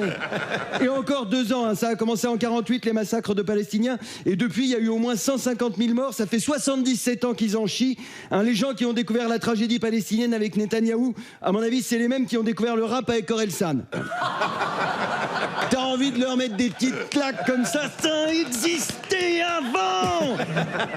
D'ailleurs, on sent qu'il est débutant, Macron, parce qu'il n'utilise pas les bons mots. Crime contre l'humanité, génocide, nettoyage ethnique. Lui, il est là. Israël, ce qu'ils font, c'est pas bien. C'est même, en fait, même carrément, c'est mal. Faut pas. Après, peut-être juste, il a pas le vocabulaire. Peut-être en cours de français, il passait son temps à mater le cul de la prof, donc il a rien appris. Si ça se trouve, Macron, il sait beaucoup moins de choses qu'on croit. Après avoir rencontré les réfugiés gazaouis, il est allé voir son conseiller, il lui a dit « La France doit absolument reconnaître l'État palestinien !» Oui, monsieur, d'autant plus que 147 pays de l'ONU sur 193 l'ont déjà fait. Quoi? Il y a 193 pays dans le monde. Mais c'est énorme, la Terre. Et comment on fait pour reconnaître l'État palestinien? Rien de plus simple, monsieur, il suffit que l'exécutif dise on reconnaît l'État palestinien et c'est réglé. Mais alors, il faut absolument dire à l'exécutif de le faire. L'exécutif, c'est le président, en fait. Quoi? Mais restez pas plantés là, allez immédiatement dire au président de reconnaître l'État de Palestine. C'est vous le président? Quoi? Mais personne ne me prévient jamais. Bon alors qu'est-ce qu'on fait? Je prépare la déclaration de reconnaissance de l'État palestinien. Vous avez écouté le dernier album d'Orelsan? C'est super, ça s'appelle du rap. Pardon, monsieur le président. Alors, ça fait des mois qu'on dit que Macron est complice des crimes d'Israël, mais en fait, non. C'est juste qu'il savait pas ce qui se passait à Gaza. Ainsi, il a interdit les manifestations en soutien aux Palestiniens, poursuivi les militants pour apologie du terrorisme, continué à vendre du matériel militaire à Tsahal, embrassé Netanyahou à Tel Aviv en lui disant qu'il menait une cause juste, bafoué la Cour pénale internationale en le laissant survoler 2 fois le territoire français alors qu'il aurait dû l'intercepter et le remettre au tribunal de La Haye. C'est pas de la lâcheté, de la peur, de la soumission, de l'obscénité, de l'indécence et du racisme. C'est de l'ignorance. Aymeric, il est fabriqué où ton t-shirt ? Je sais pas. Eh ben voilà. C'est pas qu'il soutient le travail des enfants, c'est juste qu'il sait pas. Vous vous rendez compte, peut-être que depuis 2017, on accuse un innocent. C'est pas un mauvais président, Macron, c'est juste qu'il a pas les infos. Si on veut que les choses s'améliorent en France, faut faire comme pour Gaza, il suffit de lui montrer ce qui se passe. Par exemple, pour qu'il voit l'état de l'école, on le réinscrit en 6e. Mais c'est horrible. Les classes sont surchargées, les enseignants sont sous-payés, les locaux sont insalubres, les profs sucent même plus les élèves. C'est pas bien, c'est même carrément même c'est mal. Alors les bons mots, c'est casse organisée des services publics et pédophilie, Monsieur le Président. Mais c'est un bon début. Vous souhaitez qu'on augmente le budget de l'éducation nationale ? Augmentez plutôt le volume, c'est ma chanson préférée d'Orelsan. Simple, basique, c'est la seule que je connais d'ailleurs. Et là, paf, tu lui pètes les 2 genoux, comme ça il va aussi découvrir l'état des urgences. Merci de m'avoir écouté. Merci Pierre-Emmanuel Barré. On retrouve en podcast à toutes les appelés, bien sûr, en tournée un petit peu partout en France avec ton spectacle et au Bataclan à Paris en décembre. Merci Pierre-Emmanuel, on est toujours avec Guillaume. Faiza Guène, la romancière, la scénariste. Tu es toujours avec nous. Je ne vais pas te lancer sur le conflit israélo-palestinien comme ça tout de suite, mais je voulais savoir à quel point l'identité, ça te structure. Ah ouais, c'est une question costaud. Ouais, je suis désolé. Ouais, j'ai passé mon bac en 2002, tu vois ce que je veux dire. Non, mais en fait, je pense qu'on a le loisir d'être structuré par un tas de choses très diverses, mais que quand on est une arabe en France, on n'a pas trop le choix, à part être structuré par son identité. J'aurais aimé explorer autre chose, mais malheureusement, c'est ainsi que mon destin s'est déroulé. Donc, et je trouve que c'est triste de se construire par des biais qui sont imposés. Voilà. À choisir, t'aurais pas choisi celui-là ? Non, mais il y en a 1000 autres. Il y en a 1000 autres, ouais, déjà, ça. On te réduit en fait en permanence à ça. Oui, c'est ce qu'on a dit un peu tout à l'heure. Mais moi, par exemple, je pense que je me suis structurée beaucoup par rapport à l'envie de raconter des histoires, par rapport à l'amour de l'écriture, etc. Et en fait, je suis beaucoup réduite à cette histoire d'identité, mais en même temps, on est dans un monde où on n'a plus le choix aujourd'hui. Et je trouve que c'est pas plus mal, parce que du coup, on se positionne aussi. C'est-à-dire qu'aujourd'hui, moi, je ne veux plus entendre...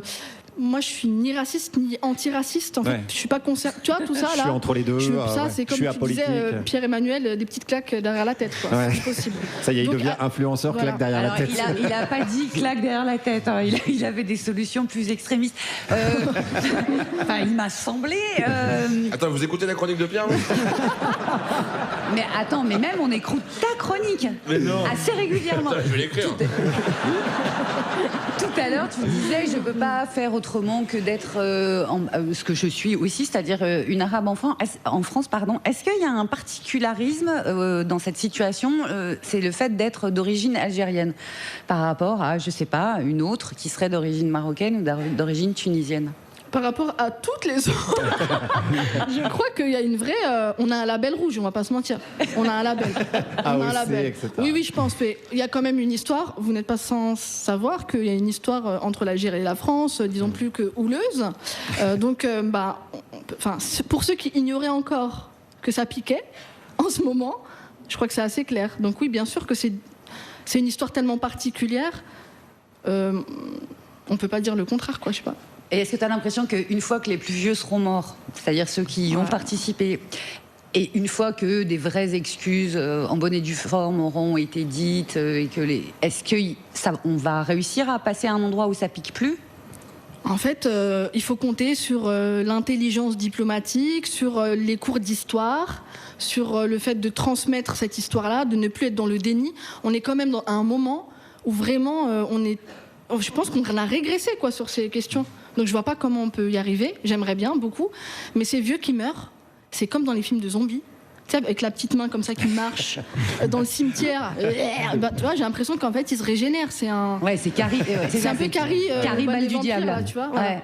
Je t'ai entendu parler du syndrome de Babar. Ouais. Qu'est-ce que c'est exactement? Tu peux nous en parler? Alors, j'adore qu'on me pose la question sur ça parce que je suis trop contente d'en parler. C'est un concept que j'ai développé il y a 10 ans maintenant. Non, en fait, dans un de mes romans, il y a un personnage qui questionne ce truc des aventures de Babar et qui compare Babar à un arabe qui essaie de s'assimiler en disant même si tu mets un costume 3 pièces et que tu conduis une voiture, tu resteras un putain d'éléphant en fait. Voilà. Je trouve que c'est une belle image. Ça fonctionne très très bien. Émeric, t'as pigé? C'est pour un test. Ouais, bon, allez, c'est pas grave. On réécoutera en podcast. Merci en tout cas, Faiza. Merci. Il va être encore question de livres et d'histoire dans quelques instants, puisque c'est l'heure de la chronique de Juliette Arnaud. Et donc l'heure de son jingle. Et tu nous fais chier à lire, toi. C'est pas marqué dans les livres. C'est que nous fais chier à lire tout le temps. Plus important à vivre. Juliette Arnaud. En avant les histoires.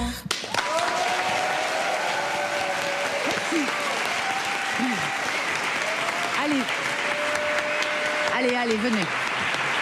Allez. En 1956, en France, il y a eu une petite fille de 8 ans appelée Minou Drouet qui a publié un recueil de poésie qui s'appelait « Arbre, mon ami ».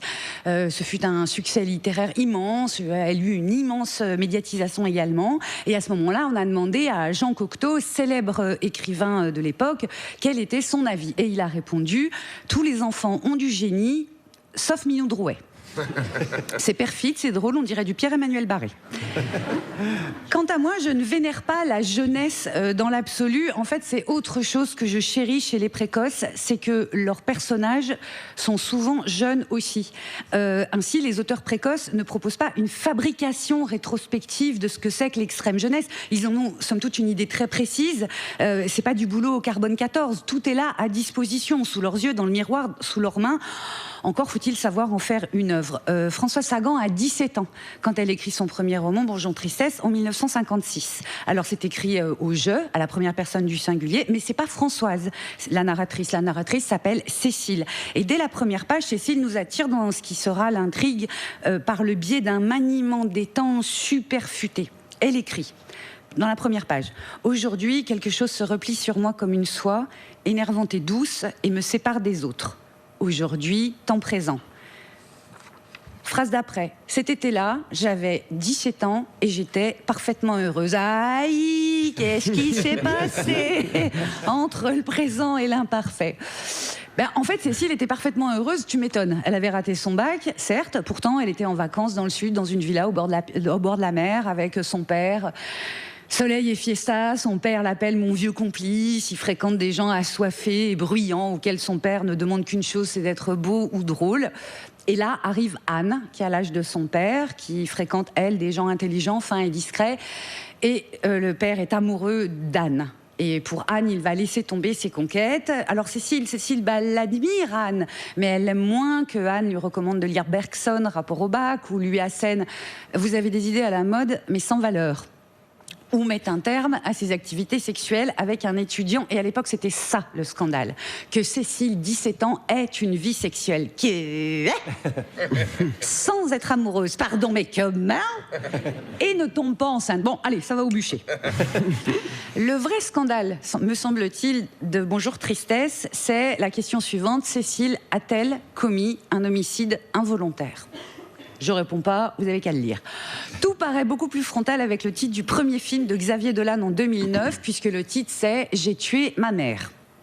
Dans le film, au début, une prof demande à Hubert, 16 ans, qui est incarné par Dolan, qui lui en a 19. Il a écrit, réalisé et monté le film. Donc une prof demande à Hubert, 16 ans, le métier de sa mère, et il répond « Ma mère est morte ». Référence cinématographique majeure en toile d'Ouenel dans Les 400 coups de Truffaut. Elle est morte, ma mère. Alors que pas du tout. La mère d'Antoine Donnel, elle n'était pas morte. Et la mère de Hubert, elle est bien vivante, la pauvre. Mais lui estime qu'elle est une mère qu'il est incapable d'aimer et incapable de ne pas aimer non plus. Hubert a 16 ans et des velléités artistiques. Il filme, il écrit, il peint. Il aime Antonin et Antonin l'aime. Et tout ça, il ne le partage pas avec sa mère. Et il lui en veut de ne pas réussir à pas partager ça avec elle. Il lui en veut aussi de la décoration surchargée de leur petite maison, du fromage qui lui reste au coin de sa bouche quand elle mange. Il lui en veut que son père les ait abandonnés. Il lui en veut de ne pas se sentir en état de lui parler de son homosexualité. Le ton monte entre eux. Elle l'envoie en pensionnat. Il écrit une dissertation intitulée « J'ai tué ma mère ». Mais ici, ça va finir mieux que dans les 400 coups ou chez Sagan. Je leur souhaite à tous ces précoces de s'en sortir aussi bien que la Doria de Feisagen. Moi, sur ma pierre tombale, je crains qu'il n'y soit inscrit « Elle a eu la floraison tardive et franchement, c'était pas ouf ». Merci beaucoup, Juliette. Juliette Arnaud, mesdames et messieurs. On peut retrouver également en podcast, bien sûr, en vidéo, comme toutes les chroniques, comme l'émission en entier. L'occasion de vous remercier, vous les gens, parce que chaque mois, on a les chiffres des audiences de podcasts et c'est assez impressionnant de vous savoir aussi nombreux. Environ 3 millions de téléchargements le mois dernier entre l'émission en entier et les chroniques. Ajoutez à ça les millions sur YouTube, Instagram, Facebook, ça fait plaisir. Merci à vous, merci aux politiques corrompus, à l'actualité anxiogène, à Benyamin Netanyahou, sans qui nous ne serions pas là aujourd'hui.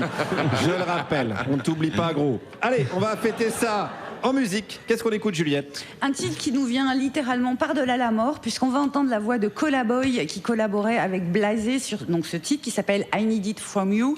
Colaboy nous a quittés en 2024, mais un de ses amis a retrouvé une maquette où il avait posé des mots sur un rythme hip-hop, sur un son disco proposé par Blasé. Et voilà, en 2025, le fruit de leur collaboration. C'était I Need It de Blasé Colaboy sur Radio Nova. Vous écoutez la dernière. Juliette Arnaud, Pierre-Emmanuel Barré, Aymeric Lomprey, notre invité Feisagen. Nous sommes en direct en public de l'Européen à Paris. Et le dimanche 11 mai, on sera en direct et en public au Palais des Sports de Grenoble. Putain, on fait des palais des sports. On est comme Johnny. Voilà. L'entrée. Quand même pas. Non, parce que l'entrée est gratuite. Et on bouge plus. Gratuite, mais sur réservation sur le site nova.fr ou sur les réseaux sociaux. Voilà, le 11 mai donc à Grenoble. Et puisqu'on en est à la promo, je vous conseille la nouvelle émission de Radio Nova qui s'appelle Les Grands Remplaçants, animée par le formidable Jamil Le Schlag. Voilà. Tous les samedis, 18h, sur Radio Nova. Allez, il est 19h31, c'est le moment de la séquence L'invité de l'invité.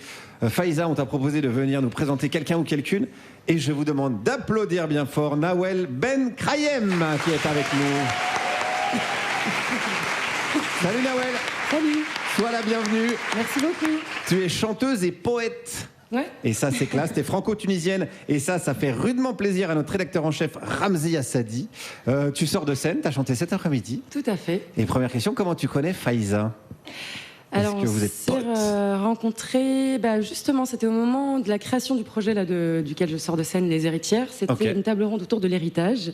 D'accord. Et qui s'appelait Les Héritières, je crois d'ailleurs. Absolument. Et c'est Mousse Amokrane qui est à l'initiative de ça. Et aussi Nadia Dialna, du podcast Dialna, enfin une amie en commun. Et c'était une table ronde et en fait on a voilà. Vous avez matché. On a matché. Mousse Amokrane, c'est mousse de. Oui, Zebda, tout ça. On met la chemise. Ouais. C'est ça. On l'embrasse d'ailleurs. Et on l'embrasse. Et on embrasse le frangin. Est-ce que tu peux nous parler alors de ce. Du romantisme. Du romantisme, bien sûr. Moi, je peux le faire. Hein. Ah, non. Heureusement que l'invité de l'invité, c'est pas Aymeric. Imagine un jour. De ce projet sur l'héritage alors. Oui, de quoi ça parle? Pourquoi ça te touche? Les Héritières, c'est un hommage à Chikha Lemiti, qui est une chanteuse algérienne. Pour ceux qui ne connaissent pas, il faut la connaître. Vous connaissez sûrement certains refrains qui ont été portés par des voix d'hommes pendant l'époque de l'âge d'or du rail, c'est-à-dire l'époque où Cheb Mami, Cheb Khaled avait été signé par des grosses maisons de disques, etc., juste avant que la tour du 11 septembre, pour des raisons sournoises, se mêle à la musique et à l'export des artistes arabes. Il y avait du rail sur TF1 en prime time. Ça paraît fou, mais oui. Voilà. Alors, quelle chanson, par exemple, ils ont repris, eux? J'ai peur, là, parce que c'est vraiment des sujets un peu épineux. Ah, d'accord. Mais il y en a plein. Enfin, par exemple, La Camel, La Camel, La Camel, La Camel, La Camel. Ça, c'est une chanson que Chicha Halimiti a écrite et qui a été reprise et que des gens connaissent sans savoir forcément que c'est elle l'autrice. Et donc, nous, il y a une démarche militante aussi de rendre à Halimiti ce qui était à Halimiti. Et puis, c'est aussi simplement un patrimoine partagé. Donc, il y a l'idée de remettre en lumière une femme de l'ombre du milieu du rail, qui est un milieu connu plutôt pour les hommes qui l'ont porté. Et puis après, c'est un répertoire joyeux, merveilleux et inspirant et magnifique à porter. Donc on est 3 chanteuses, Chicha Hajla, Sourad Asla. Sourad Asla vient plus du sud de l'Algérie. Moi, je suis d'origine tunisienne, donc c'est vraiment une connaissance de ce répertoire que j'ai fait en France. Enfin, il y a vraiment cette force aussi de la diaspora, des Arabes de France, où on est tunisien, mais en fait, l'Algérie et les DZ sont tellement présents que on s'en nourrit dans le vocabulaire musicale, et c'est une richesse. Et puis Chicha Halimiti, c'est aussi quelque part une artiste de France, parce qu'elle a aussi rayonné énormément dans les communautés de la diaspora à Barbès. C'est l'histoire de l'exil, quoi. Et Faiza, alors est-ce que tu chantes un peu? Ouais. Elle chante trop bien, non mais Faiza. Faut l'intégrer au groupe alors. Mais en fait, j'ai pas envie d'avoir trop de talent. Ouais, c'est ça. Je préfère faire laisser faire les autres. Mais je comprends très bien ce problème. Un peu. Tu t'en sors bien. Ouais. Et Faiza, t'as déjà. Faut me voir au bowling. Tu n'es toujours pas l'invité de l'invité. Et c'est quand que je peux parler, moi aussi. En Je passe à 23h à chaque fois, moi. Faiza, t'as déjà essayé d'écrire des chansons? Et Nawel, est-ce que t'as... Ouais. C'est vrai? Une fois, c'était tellement nul. Oh. Ah ouais, franchement, c'était pour une chanteuse française dont je tairai le nom. Nana Mouskouri, d'accord. Voilà. Et en fait, ça n'a pas du tout pris, ça n'a pas matché, contrairement à Nawel et moi. Mais je me suis dit, c'est pas trop mon truc en fait. Et voilà, j'ai laissé tomber. Tu vois, comme quoi, ça arrive de rater aussi pour moi. Eh oui, ça fait. J'ai connu aussi l'échec. C'est vrai que depuis le début, c'était une success story. Il fallait que j'abîme un peu. Et j'ai même une question pour vous deux. Comment vous gérez la période actuelle avec, on l'a dit, donc un petit peu ce backlash, puisque un petit peu ce retour de l'islamophobie, du racisme, etc., etc. Et comment vous vous préservez des critiques, de la période. Un peu négative, on va dire. Ouais. Je dirais que de mon côté, j'ai beaucoup de remparts parce que j'ai pris beaucoup de chemins de traverse. J'ai eu une expérience avec une grosse maison de disques, Universal, en 2018.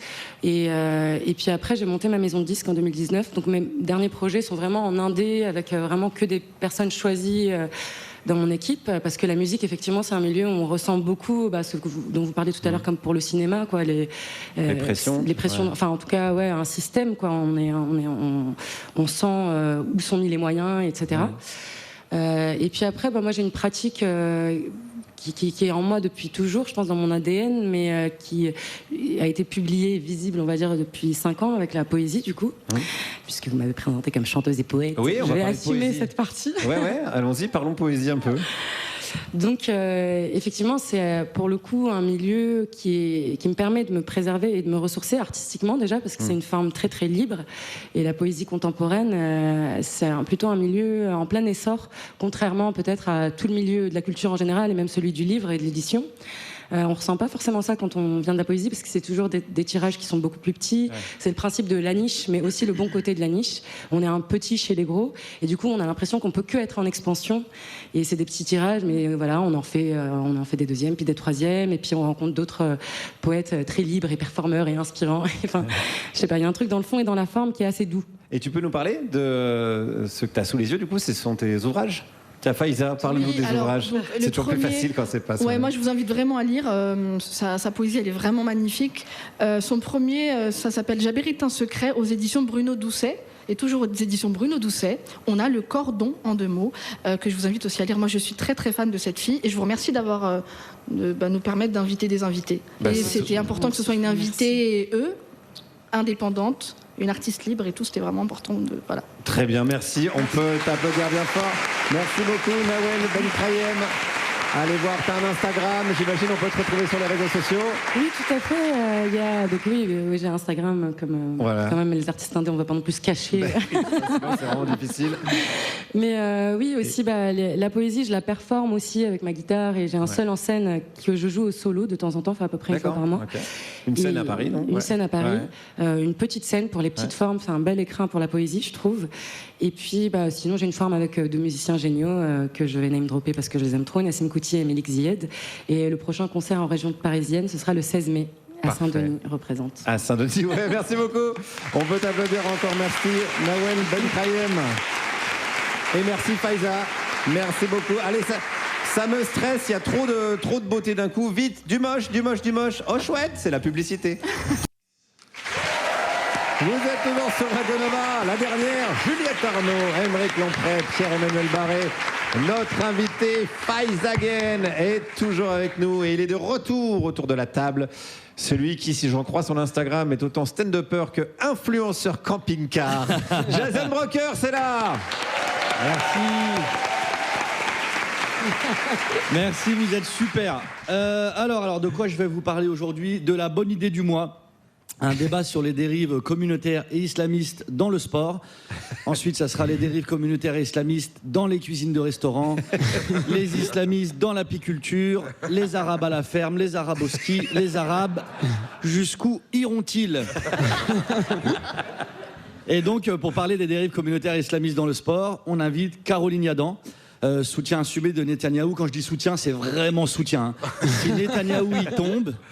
S'il tombe, elle se jette au sol pour amortir. Et une fois qu'elle est au sol, elle fait... Elle est à moi, cette terre. Et visiblement... Ah, ça, c'est marrant. Et visiblement, cette dame, elle est aussi experte en foot amateur. Et pour nuancer un peu le débat, en face d'elle, ils ont mis Daniel Riolo, expert en racisme et en mauvaise foi. Le gars, il fait tellement de raccourcis, il est capable de faire Paris-Marseille en 20 minutes.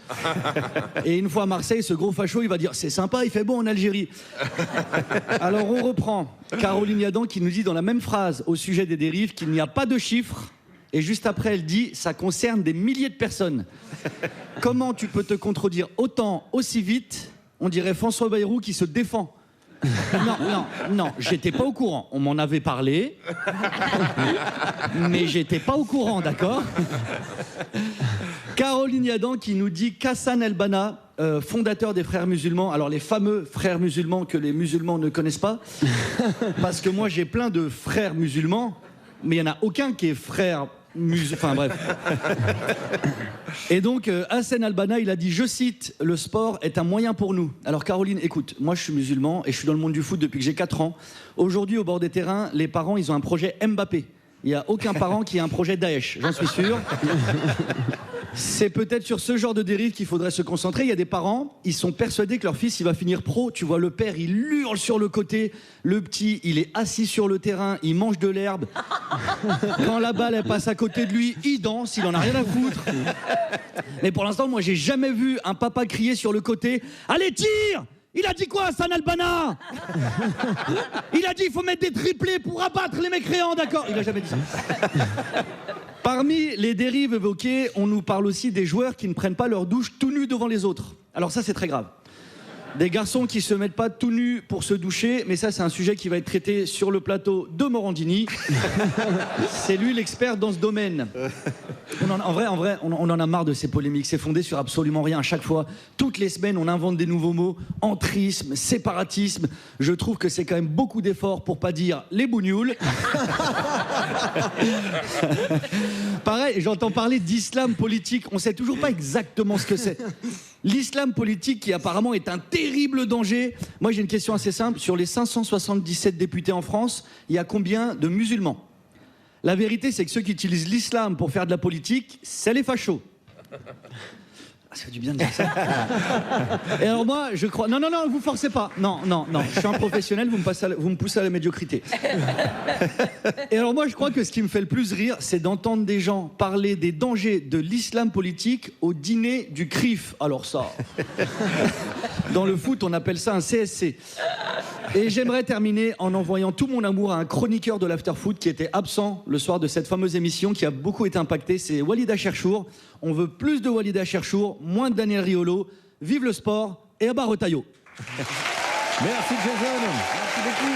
Jason Broker, qu'on peut retrouver en spectacle les samedis 19 et 26 avril, ici même, à l'Européen. Allez voir Jason en spectacle. Merci à toi. Faiz Again est toujours avec nous. On a parlé de ton rapport à l'écriture, mais on a assez peu parlé de ton rapport à la lecture. C'est pourquoi Juliette Arnaud, ici présente, t'a posé des petites questions. Ouais. Et on a bien ri. Je t'ai demandé quel livre t'était resté de l'enfance.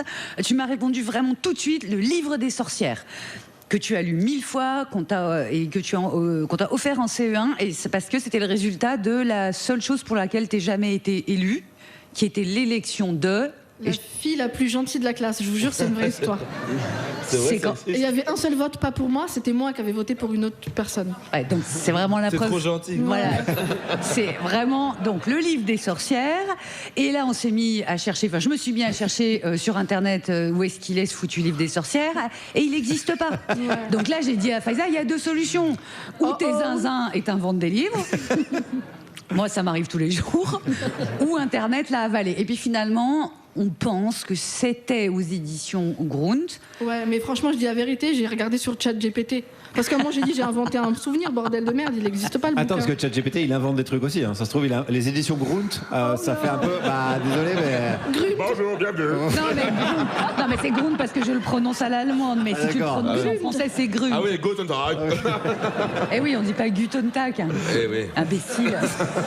Bon, c'est pas clair, votre histoire. On lance un appel peut-être. Oui, voilà. En Si vous tout connaissez cas, ce livre, donc le livre voilà, des sorcières. Le livre des sorcières. Moi, je l'ai lu, moi. Arrête, Émeric. Est-ce que c'était pas un poil ironique d'offrir des histoires de sorcières à la plus gentille petite fille de CE1? Mais posons-nous les bonnes questions. Ah là, enfin. C'est pas un découragement complet, en fait, de faire ça? C'est là que t'as arrêté d'être gentille. Exactement. Bon, c'est bien. Ensuite, je t'ai demandé quel... Oh, le rire de sorcière. Je me suis entraînée. Elles sont toutes là. Ensuite, je t'ai demandé quel livre t'avait donné envie de devenir adulte. Tu m'as répondu Les Lettres de mon moulin d'Alphonse Daudet, 1879. Qui n'existe pas non plus. Qui contient notamment la chèvre de Monsieur Seguin. Alors, comme tu me l'as fait remarquer, c'est une question difficile pour toi parce que tu es précocement devenu adulte. T'as vu, je continue. Franchement, j'ai du mérite. J'ai du mérite. Et tu me dis que tu l'as choisi, celui-là, à la fois pour la nostalgie et l'oralité. Et ça, c'est une chose sur laquelle on n'est pas revenu dans cette émission, mais l'oralité, pour toi, c'est une chose excessivement importante, voire fondatrice. Et de m'y référer, c'est-à-dire qu'on nous demande souvent, quand tu écris, quels sont les livres qui vous ont inspiré, qu'est-ce que vous avez lu, etc. Et je trouve qu'il y a on ne parle pas de la culture orale. Dans nos traditions, en tout cas, moi, je suis originaire de la frontière algéro-marocaine. Et chez moi, au village, on m'a beaucoup raconté d'histoires, mes tantes, etc. Et je parle souvent de ça en disant que mon imaginaire, il s'est construit sur ces histoires, sur cette oralité-là, et qu'elle est rarement valorisée. Donc j'aime bien en parler, je trouve ça important, parce qu'il y a plein de gens qui n'ont pas eu de bouquins chez eux. Et ça ne nous empêche pas de pouvoir écrire. Est-ce que attention, je vais faire une question réac, j'en ai rien à foutre. Est-ce que c'est le fait que tous les gamins se retrouvent, et même très très tôt, avec des écrans dans les mains, est-ce que l'oralité, elle risque pas de prendre encore un plus grand coup derrière la tête ? Ouais, et du coup, réac saison 2, moi je suis un peu comme toi. Je suis pas ouf fan de ça. Est-ce que le problème, c'est pas l'islam finalement ? Oh là, j'ai été trop vite, Pardon, non. Ouais. Qu'est-ce qu'il a pas dit là? Non, mais c'était bien jusqu'ici. Pour qu'il y ait de l'oralité, pour qu'il y ait une transmission, il faut qu'il y ait des moments ensemble. Sinon, il n'y a pas d'oralité. Oui, mais je pense que c'est quelque chose qui est partagé par un peu tout le monde. En fait, il faut continuer à créer des moments de collectif, en fait, où on se parle tous ensemble. C'est idiot, mais c'est vrai que ça compte, quoi. Dernière question, je t'ai demandé le livre qui te fait rire. Alors, je ne l'ai pas lu, ça s'appelle Les Meufs, c'est des mecs bien de Mourad Winter et qui date de 2023. À mon sens, c'est une question difficile pour toi parce que tu es à la fois très drôle et très rieuse, mais t'as pas hésité. Non, parce que dans les livres récents qui m'ont vraiment fait mourir de rire, le livre de Mourad Winter, franchement, il est à pleurer de rire. C'est-à-dire que rire fort, tu sais, vraiment éclater de rire, ça m'était pas arrivé comme ça depuis... dernière chronique. La dernière chronique de Émeric Lompré. Non, vraiment, en lisant, c'est très rare. Donc, je salue Mourad Winter. Parce que moi, sur le papier, j'étais pas allée vers ce livre parce que ça me dérangeait la généralité sur les femmes écrites avec un prénom de mec au-dessus. Ouais. J'ai un réflexe acquis. Ouais. Ça vaut le coup de passer par-dessus. Moi, je valide, faut aller au-dessus parce que justement, c'est comment il arrive à tordre. Et tu sais, jouer sur ton malaise, justement jouer sur nos valeurs, sur lesquelles on est bien enraciné, et tu ris de choses tu te surprends à rire, mais tu sens bien que c'est quand même... Et puis c'est bien écrit, franchement, donc je vous invite à le lire, vraiment. Parfait, merci beaucoup Faiza et merci Juliette pour tous ces conseils et pour tous ces avis. Tu n'avais pas ri autant depuis la dernière chronique d'Aymeric Lompré. Eh ben, j'ai envie de te dire... C'est la prochaine. Prépare-toi, puisque c'est maintenant. Il est là, en chair et en bière. Aymeric Lompré.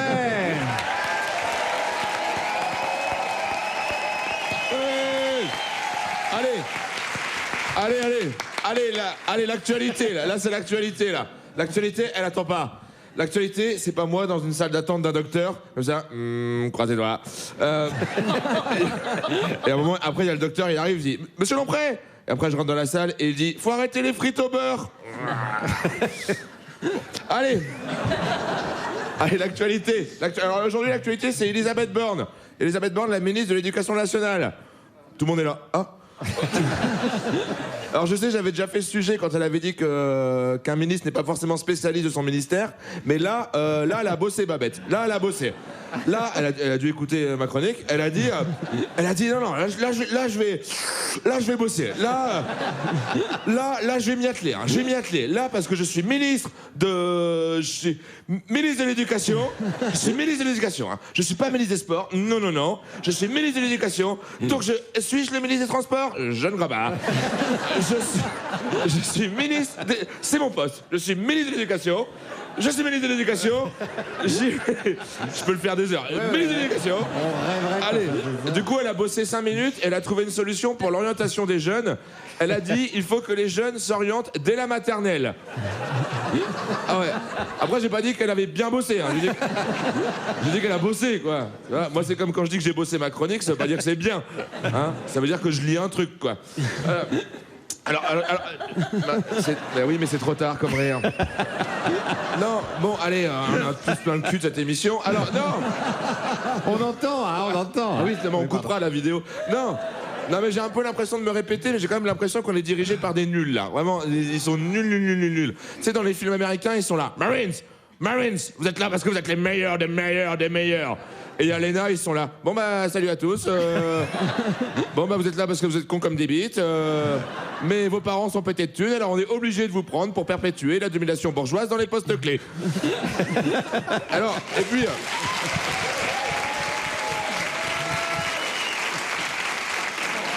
Résistance. Et là, en plus, ce qui est exceptionnel avec Léna, c'est quoi? La naissance d'un leader dans le... Ouais, mais le problème, c'est que je picole. Le lendemain, je serais là. Pourquoi j'ai levé le poing, moi? Attends. Non, mais là, c'est bossé, mon truc. Hein. Non, mais alors, en plus... On a vraiment l'impression qu'il s'applaudit juste parce qu'il a fini une phrase. Il a réussi. Bravo. Non, mais allez, là. Non, mais je recommence, hein. Putain. Non, mais allez, moi, c'est pour remplir ma salle, hein, que je fais ça. Bon, alors... Non, mais en plus, ce qui est exceptionnel, c'est dur de se remettre dans le personnage. Alors, en fait, j'ai juste à dire des trucs et vous rigolez, quoi. Ça, non, mais en plus, on parlait de Léna, là. En plus... Léna à l'école, hein, pas le prénom. Allez, je pars en impro. Non, mais alors... Non, mais à Léna, ce qui est étonnant... Putain, mais pourquoi... Qui a mis du vin dans ma tasse? Non. Je pense aux gens qui vont faire les sous-titres. Ouais. Non, mais là, on coupe pas. Coucou. Non. Non, allez, on bosse. Il est 23h sur Radio Nova. Putain, la chronique d'Aymeric, c'est 1 heure. Ouais, mais attendez. Non, mais Aléna, vas-y, là, on bosse. Non, mais Aléna, en plus, ce qui est fou, c'est qu'ils sont encore plus cons en sortant qu'en arrivant, quoi. Tu sais, j'ai fait... Ouais, c'est moins drôle que l'impro, hein. Mais...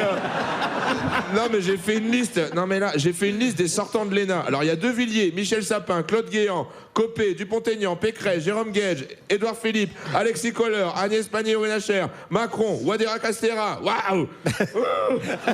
C'est pas une école, c'est une fosse sceptique, leur truc, je te jure.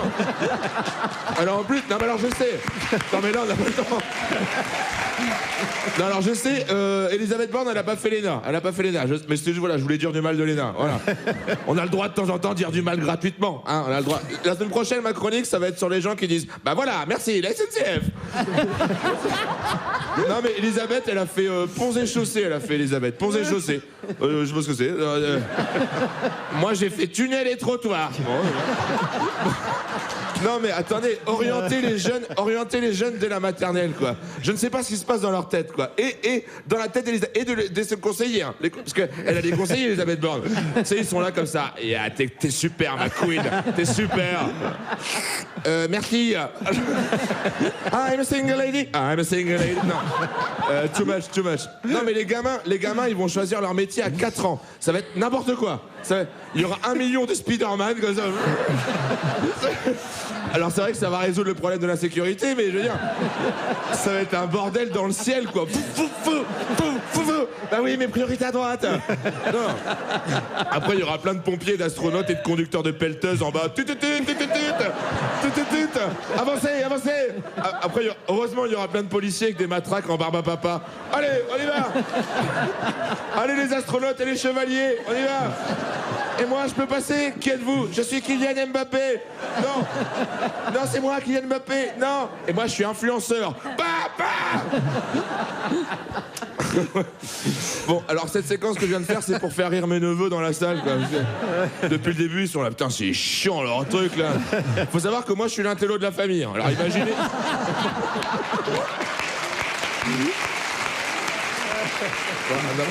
Non. Et j'ai trop hâte de voir Elisabeth Borne qui demande à quelqu'un qui chie encore dans son slip. Alors, graine de chia, tu veux faire quoi plus tard? Comme moi. Et toi, Aymeric? Moi, je vais être vendeur de frites au beurre. Merci, Aymeric. Aymeric Lompré, l'accouchement fixe difficile. Merci, Aymeric, qu'on peut retrouver en tournée un petit peu partout en France. Allez le voir en spectacle. Allez, bizarrement, il nous reste encore un petit peu de temps. On a un petit peu de temps, on est toujours avec Faiza Guène et il nous reste quelques petites dernières questions. Vraiment comme ça, sur le pouce à te poser. Pierre-Emmanuel. Oui, Faiza, j'ai lu que vous aviez appris l'alphabet et la lecture en regardant La Roue de la Fortune. Si vous deviez conseiller une émission à Aymeric, est-ce que ce serait Relooking Extrême ou le Journal de la Santé? Bah les deux. C'est vrai cette anecdote? C'est vrai. Ok. Ouais. Comme quoi, bah vive la télévision. Vive Christian Morin. Vive Christian Morin pour ça et la clarinette. Ça faisait longtemps qu'il n'avait pas entendu cette phrase, Christian. Attends, mais du coup, tu sais compter jusqu'à 1 million. Enchaînons. Faiza, mettons que je sois sorcière, je suis sorcière. Et donc je t'offre un dîner avec n'importe quel autre écrivain, écrivaine, même morte. Tu dînes avec qui? Toni Morrison. Oh, classe. Fan de baseball. Oui, Faiza, nous avons le point commun tous les deux d'être romanciers. Une question me brûle les lèvres. Est-ce que le mot litote n'était pas dévoyé dans un monde en constante modification inversée? Mais t'écris un essai là-dessus en ce moment, mais tu voulais pas en parler, mais bon. J'essaye. Oh, il y avait un jeu de mots? Ouais, un peu. Ok, c'est parfait. Je sais plus si je suis dans ma chronique ou pas. Je sais plus si c'est dans la vie ou pas. Faiza, il est de notoriété publique que tu es la compagne d'un certain Jamil Le Schlag. Oh. Si t'avais dû choisir un autre humoriste, t'aurais pris Aymeric ou Pierre-Emmanuel? Personne d'autre que Jamil Le Schlag. Allez. Et d'ailleurs, oui. J'adore votre émission, mais je préfère les grands remplaçants. Allez. Sur Radio Nova. Très bien. Tous les samedis à 18h. Très bien. Pierre-Emmanuel. Oui, Faiza, tu décris ton succès littéraire comme un accident. Est-ce que tu étais dans la même voiture que Guillaume Meurice? Joker. Juliette. Annie Ernaux écrit, dit-elle, pour venger les siens. Est-ce que la formule te parle? Venger ma race, ça me parle. Et on va laisser la dernière question à Aymeric. Oui, alors, Faiza, si tu devais manger un seul aliment toute ta vie, ce serait quoi? J'ai répondu à cette question hier. Mais non. Je te jure. Ouais. Bah l'œuf, en fait, sous toutes ses formes, genre. Je vais noter. Hyper premier degré. Eh bien, ça sera ça, la conclusion. Et toi? Des frites au beurre. Des frites au beurre avec les œufs. Merci beaucoup, Faiza Guène, d'avoir été avec nous pendant ces 2 heures. Merci. Allez lire tous ces livres. Merci beaucoup à ton invité, Nawel Ben-Krayem, Mathilde Larère, Florence Mendes, Jason Brokers. Allez les voir en spectacle. Merci à toute l'équipe de l'Européen qui nous reçoit, Seb Vincent, Barnabé, Lindsay, Julia, toutes les équipes techniques de Radio Nova. Faites du bruit pour eux. Frédéric Antel, Mano, Loris, Malo, notre réalisateur, Paul à la technique, Christian pour la prod musicale, Colline, Élise, Nilon, Sébastien, Bastien pour les réseaux sociaux, les équipes de Goodway, les équipes vidéo, on peut leur faire un triomphe également, Benjamin, Alban, Adrien, notre rédacteur en chef Ramzi Assadi, et Émeric Lompré, Pierre-Emmanuel Barré, Juliette Arnaud. Et Guillaume Meurice. On se retrouve la semaine prochaine, amusez-vous bien, gardez le moral, et vivement la dernière.